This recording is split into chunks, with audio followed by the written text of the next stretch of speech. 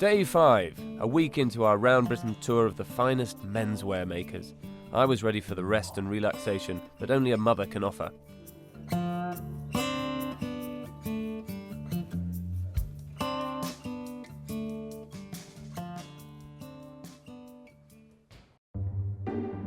From Edinburgh, a shortish hop back into England, and Joshua Ellis in Pudsey, West Yorkshire.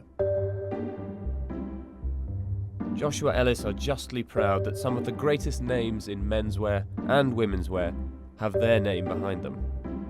Joshua Ellis was founded in 1767. It was an amalgamation of clothiers at the time, and then they diversified into textile manufacturing, making fabrics from natural fibres. It was slipper cloths, very big heavy overcoatings, big blankets, travel rugs, etc. Burberry, Calvin Klein, Chanel, Polo, Ralph Lauren, Purple Label. Well, I think the general public probably wouldn't realise that a company in Batley is manufacturing for Chanel, Ralph Lauren, Bottega Veneta, completely the top end of the market. I know, it's lovely. The workforce are local and loyal, and you can't buy that. People here that worked here for knocking on for 40 years, grandmothers before them, cousins, etc. So we don't have a very high turnover of stuff. The skills are there and you can't teach them. It's a lifetime of experience.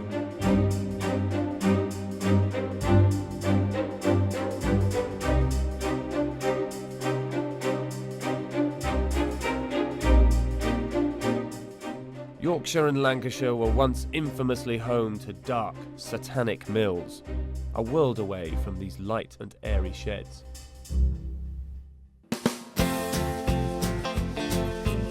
Eleanor, former co-pilot and child bride, has stayed in London, giving us more room for the gentleman's comestibles. Ooh, nice house up there. Yeah, what's happening on the snack front? First and foremost, Nairn's oat biscuits. We've got Roughage on our side today. Cavendish and Harvey butterscotch drops. We have the Monty Bojangles Fine Confectioners of London sweet and sharp natural lemon sherbets. Dorset cereals 55% fruit, nuts and seeds in each chunky slice. Our old friend, the Sour Plum. Sour plum, that is a colour that occurs naturally in nature. All times. Very good. Oh, cranberry and almond chunky slice. Very nice. 45% fruit and nuts in each. You can taste the 45%. It's evident in every moist and tangy mouthful. This is the mill. Oh, that's stunning. Look at that. Okay. We're 50 minutes late.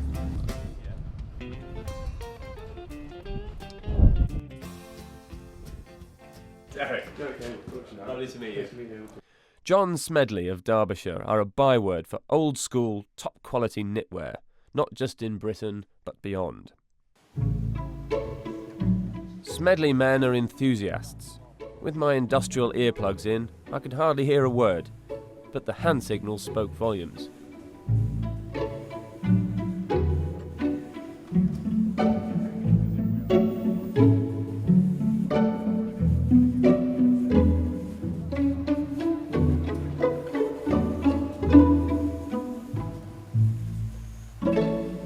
We use our own natural spring water and we get a superb angle that is beautiful both as an outer garment or next to the skin. And yes, people are very passionate about the quality that goes into a John Smedley garment. So why is it so expensive? As we've walked around the plant, I'm sure you've noticed how many different operations go into making one of our garments.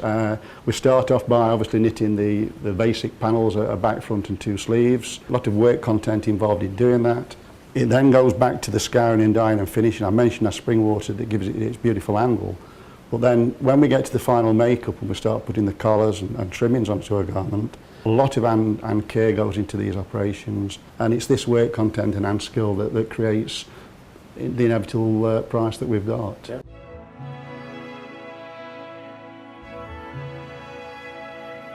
We are still in business today because we've been able to supply customers for what they want in small batch runs. If we'd have been high volume manufacturers selling from stock, we wouldn't have survived. We, as a company, employ a total of 450 people. One of the things we've been very, very lucky with in terms of John Smedley is long and loyal service, and I'm talking both at shop floor and at management level. We had a manager retire who'd been with us within 2 weeks of 50 years. I personally have been here 43 years. The manager of the department we've just left's been here 43 years. So yes, we've got a very, very loyal workforce. It's a lovely factory, it's very family orientated. My son works here, he works down in the knitting. I've been here for 13 and a half years. My job is putting the John Smedley tabs in the back of the garment. People say, yeah, they're expensive, but like you say, you pay for what you get, and it is really good. It does make you proud, because it's like it's made in England, and to be fair, there isn't a great amount of made in England going around now, so it does make you proud to be able to sew those tabs into the back of the neck.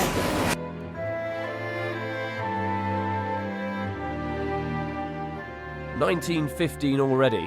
Time to be on our way." Goodbye, sewer plumes. Hello, biscuitry. Tasty and clean. Perfect in-car snack. Take the 4th exit and then bear left ahead. Oh, hang on, we're green. Not in my wildest dreams did I think I would be tootling around the Derbyshire countryside, nibbling oatcakes and commenting on their efficacy as car snacks. But I've got to say, I'm very pleased to have arrived at this lofty point in my career. 40 minutes late already. Nottinghamshire. Soft underbelly of the East Midlands. Ta-da! That is how a factory should look. At Smedley, your David Beckham poster was the predominant art. Here it's Daniel Craig, and with good reason. Sunspel make his 007 undies. We're 150 years old this year. Yeah. And the basis of the business is underwear, but it's always been about fabric. That is what was used in the Levi's advert. That is a Feldlock seam, which is double stitched. It is a plain white boxer short, but it's beautifully made. It is such an appealing object. Yeah. Well, everything we do is about beautiful basics. Really, Yeah. It's about continuing kind of innovation around fabrics. Yeah. And that's really important. Yeah. Oh yeah, the other thing I want to show you is the Casino Royale fabric. This is something that we found in the archive in a cupboard. It was developed in the 50s for the Italian Riviera. The Bond franchise were basically going back to basics, and the costume designer had been using Sunspel.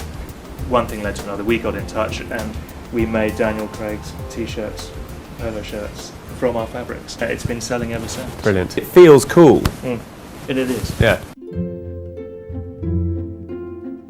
My name's Margaret and I've been here for nearly 12 years. We've got girls here that have been here since they've left school, so they've been here 30, 40 years, some of them.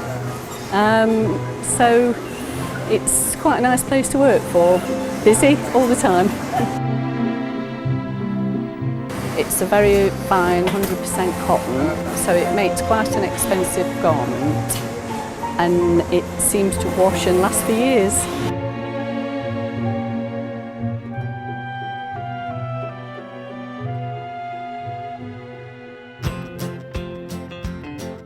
Is a Jaffa cake a cake or a biscuit? I think it's a biscuit. I'll tell you, a cake becomes drier and harder with age, whereas a biscuit becomes softer with age. Jaffa cake is a biscuit. I'm not keen on them. The West Midlands, Britain's leather-making heartland. Home to the makers of Tortz's small leather goods, Ettinger. Some might say it's a dying art, but here it's alive-o. Our Tortz wallets and coin purses are made here with a devotion that borders on obsession.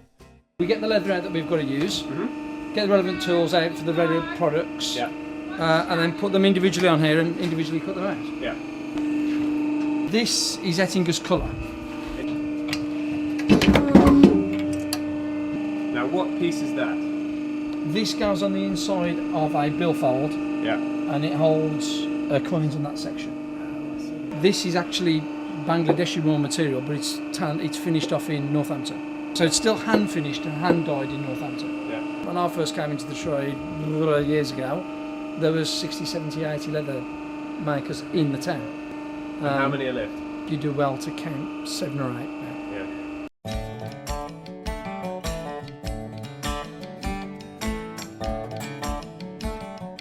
All of these edges, Yeah. they're there, on the inside there, we turn them all wider, Yeah. as you can see there, Yeah. and then we hand cut with a knife. But it says handmade. It's handmade. It's handmade. Comfortingly expensive. They are best used for larger denomination notes and gold, or perhaps black credit cards.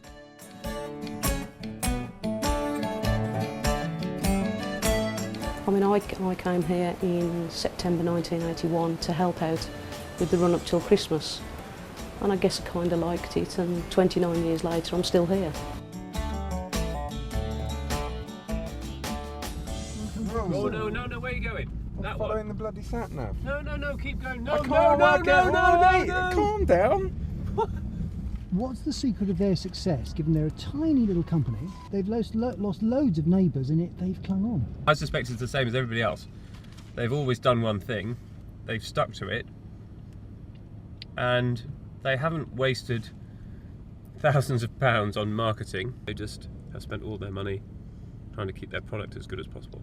I think at this moment in time, people want to come to something that's authentic, or buy from someone that's authentic, and they are about as authentic as you get. Heading west and south, racing into the setting sun, still revelling at the glow that comes from feeling part of a world of honest toil. Having started out scared at what we might find, we went into Wales cheered by these great, small, beautiful enterprises.